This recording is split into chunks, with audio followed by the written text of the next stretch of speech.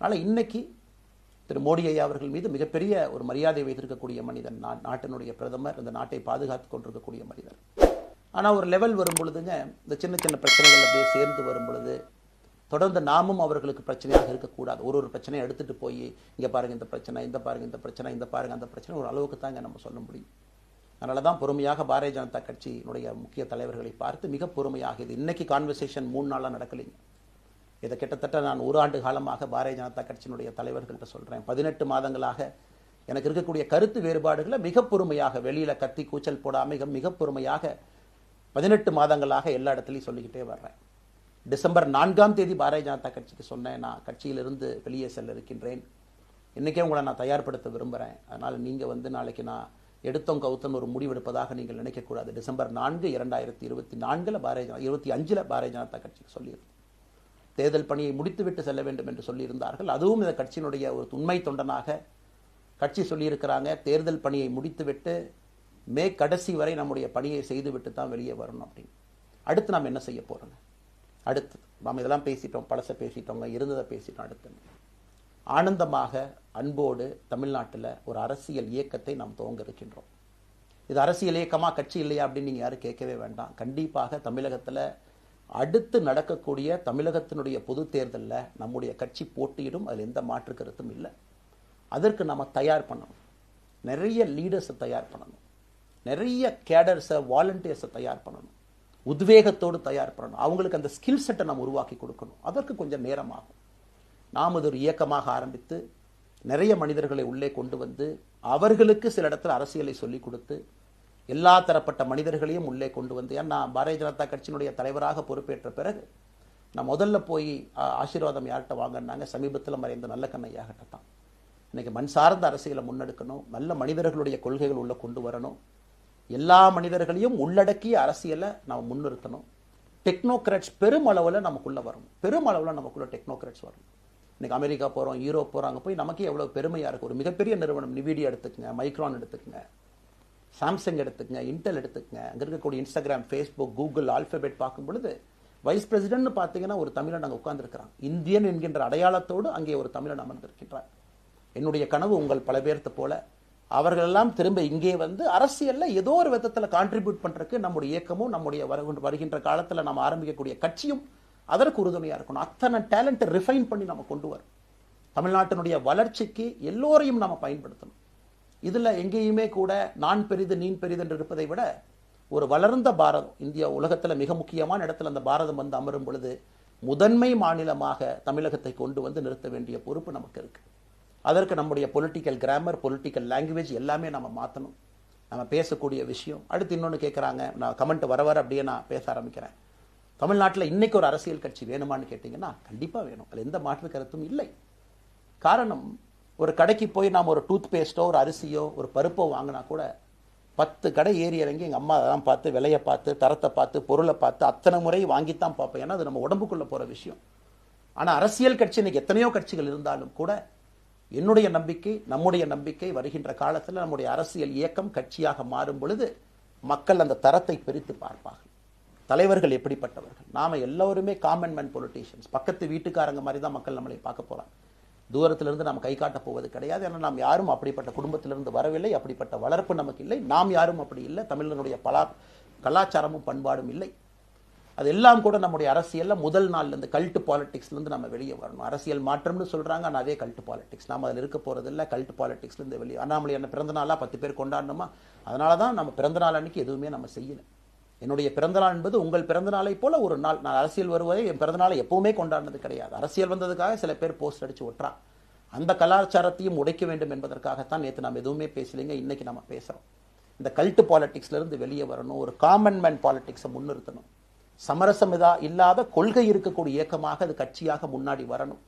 அவ்வளவு குவாலிட்டியான லீடர்ஸை நம்ம பில்ட் பண்ணணும். ஒரு முதலமைச்சர் தமிழகத்தை மாற்ற முடியுமான்னு கேட்டீங்கன்னா கண்டிப்பா முடியாது. முதலமைச்சர் இருக்கக்கூடிய 35 கேபினெட் அமைச்சர்கள் மாற்ற முடியுமான்னு கேட்டால் கண்டிப்பா முடியாது. 234 சட்டமன்ற உறுப்பினர்கள் மாற்ற முடியுமான்னு கேட்டால் முடியாது.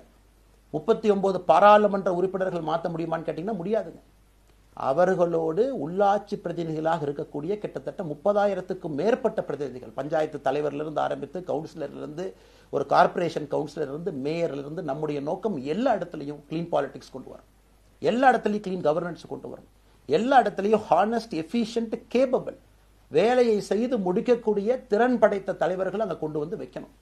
அதே நேரத்தில் பாலிடிக்ஸ் என்பது ஒரு ஃபேமிலிக்கு மட்டுமல்ல, தொடர்ந்து நாம மட்டும் இருப்போம் அப்படி இல்லைங்க. நம்ம இயக்கம் கட்சியாக மாறும் பொழுது உங்கள்கிட்டலாம் பேசி நம்ம டேர்ம் லிமிட் கொண்டு வரோம். நாம் ஒரு வித்தியாசமான கட்சினா எல்லோருக்கும் வாய்ப்பு கொடுக்கணும். 140 கோடி மக்கள் வசிக்கக்கூடிய அந்த நாட்டில், தமிழகத்தில் கிட்டத்தட்ட 8 கோடி பேர்த்துக்கு நாம் இருக்கோம். 5.5 கோடிக்கு மேற்பட்ட வாக்காளர்கள் இருக்கும் பொழுது எல்லோரையும் அரசியலுக்கு வாய்ப்பு கொடுக்கணும். டேர்ம் லிமிட் கொண்டு வரணும். எத்தனை முறை எம்எல்ஏவாக இருக்கணும், எத்தனை முறை எம்பியா இருக்கணும், எல்லோருக்கும் அது பொருந்தும், எனக்கும் அது உட்பட. The permanent leaders, permanent MLAs, permanent ministers, permanent MPs, அதை நம்ம உடைக்க போகிறோம். அது எந்த மாற்று கருத்தும் இல்லை. அது என்னை ஆரம்பித்து முதல் மனிதனாக இந்த இயக்கத்தில் இணைத்து கொண்டிருக்கக்கூடிய என்னை, ஒரு சாதாரண ஒரு மனிதராக என்னை ஏற்றுக் கொண்டிருக்கக்கூடிய ஒரு காமன் மேன் என்னை ஆரம்பித்து எல்லோருக்கும் இது பொருந்தும். இதை நாம் இந்த இயக்கம் கட்சியாக மாறுகின்ற முதல் நாளில் நம்ம சொல்ல போகிறோம். No chair is permanent for anybody. அதில் நம்ம ரொம்ப தெளிவாக இருக்கின்றோம். புதியவர்கள் வரணும், வந்துகிட்டே இருக்கணும். It should flow like a water. New ideas வரணும், அந்த ஸ்ட்ரீம் போய்கிட்டே இருக்கணும். நம்மை தாண்டி இந்த இயக்கம் நிற்கணும். This movement should stand beyond us, not in name but in purpose and pursuit of excellence. இதெல்லாம் ஏதோ அண்ணாமலை அப்படிங்கிற பேர் கிடையாதுங்க. அதனால தான் ரொம்ப யோசிச்சு நாம கொண்டு வந்திருக்கோம். www.wetheleader.org அப்படிங்கிற அமைப்பு ஏற்கனவே 2020 நாங்கள் எல்லாம் சேர்ந்து ஆரம்பித்த அமைப்பு. நான் பேசி முடித்தோன்னா அந்த லிங்க் உங்களுக்கு லைவாக வந்துடும். wetheleader.org நீங்கள் உங்களை வாலண்டியராக இன்னைக்கு பொலிட்டிக்கல் ஒரு மூமெண்ட்டில் உங்களை நீங்கள் நினச்சிக்கணும். நாம் எல்லோரும் ஒன்று சேர்ந்து பேசுவோம். அதனால தான் இன்னைக்கு கோயம்புத்தூரில் இன்னொரு அறிவிப்பும் கூட கொடுக்கணும். எல்லாத்தையும் டைரெக்டாக எப்படி நம்ம பாலிடிக்ஸ்குள்ளே கொண்டு வர போகிறோம். APJ Abdul Kalam centre for ethics and politics, APJ Abdul Kalam ஐயாவுடைய பேரில் கோயம்புத்தூரில் வீத லீடர்ஸ்க்கு கீழே நாம் பாலிடிக்ஸில் எத்திக்ஸ்க்காக ஒரு சென்டர் ஆரம்பித்து வருகின்றவங்க எல்லாமே இதுக்குள்ளே ட்ரெயின் ஆகி தான் வெளியே வருவாங்க. உள்ளாட்சி தேர்தலில் நிற்கிறாங்க, they will get trained, come and stand in local body election. MLA election நிற்கிறாங்க, they will get trained, they will come and stand in election. அவங்க எங்கே நின்னாலும் கூட ஒரு ப்ராசஸில் நாம் அவங்கள ட்ரெயின் பண்ணி, அவங்கள ஷேப் பண்ணி, ஒரு கம்யூனிட்டியினுடைய நீட்ஸ் அண்டர்ஸ்டாண்ட் பண்ணி அரசியல் செய்யக்கூடிய மனிதர்களாக நாம் அவங்கள கொண்டு வர போகிறோம். நாம் யாருக்கும் போட்டி கிடையாது. ஆளுங்கட்சி இருக்கு, நிறைய எதிர்கட்சி இருக்கு, எல்லோரும் இருக்கட்டும், சந்தோஷமா இருக்கட்டும், அவங்கவுங்க கொள்கையை சொல்லட்டும். நம்முடைய கொள்கையும் வருகின்ற காலத்தில் நம்ம எல்லோரும் இணைஞ்சு நம்ம கொள்கையை சொல்ல போறோம். இன்னைக்கு நான் ஏபிஜே அப்துல் கலாம் ஐயா அப்படிங்கிற பேரை உங்க முன்னாடி சொன்னதுக்கான காரணம் என்னன்னா, அவரை நான் மாணவனா பார்த்திருக்கிறேன், ஐபிஎஸ் அதிகாரியா பார்த்திருக்கிறேன், கேள்விகள் கேட்டிருக்கேன், லைவா அவர் பேசினதை கேட்டிருக்கேன். அவர் சொன்ன அத்தனை கான்செப்ட் இன்னைக்கு நமக்கு எப்போ பொருந்தோம், இன்னைக்கு பொருந்தும். எப்பவோ சொன்னார் விஷன் 2020, எப்போ சொன்னாருங்க? 2020. நம்ம 2020ங்கிறது 2000 சொன்னார். நாம அந்த கோல் போஸ்ட் அப்படியே மாத்திட்டோம். அது மட்டும் இல்லை, அன்னைக்கு சொன்னாரு கிராமப்புறத்திலிருந்து நகரத்துக்கு யாரும் போகக்கூடாதுன்னா புறா providing urban amenities and rural areas, கிராமப்புறத்தில் அவ்வளவு ஃபெசிலிட்டியை கொண்டு வரணும். அது எல்லாம் கூட இன்னைக்கு யாருக்கு பொருந்ததோ இல்லையோ நம்முடைய சமுதாயத்துக்கு பொருந்தும். அவ்வளவு விஷயங்கள் சொல்லியிருக்கக்கூடிய ஏபிஜே அப்துல் கலாம் ஐயா நமக்கு மிக முக்கியமானவர். அவருடைய கருத்தியல் நமக்கு மிக மிக முக்கியமானது. ஒரு தேசிய மனிதராக, பெருமை மிகுந்த தமிழனாக வாழ்ந்து மறைந்திருக்கக்கூடிய ஒரு அற்புதமான மனிதர். நிறைய நம்முடைய தலைவர்கள் இருக்காங்க. அத்தனை கொள்கைகளும் வேண்டும்.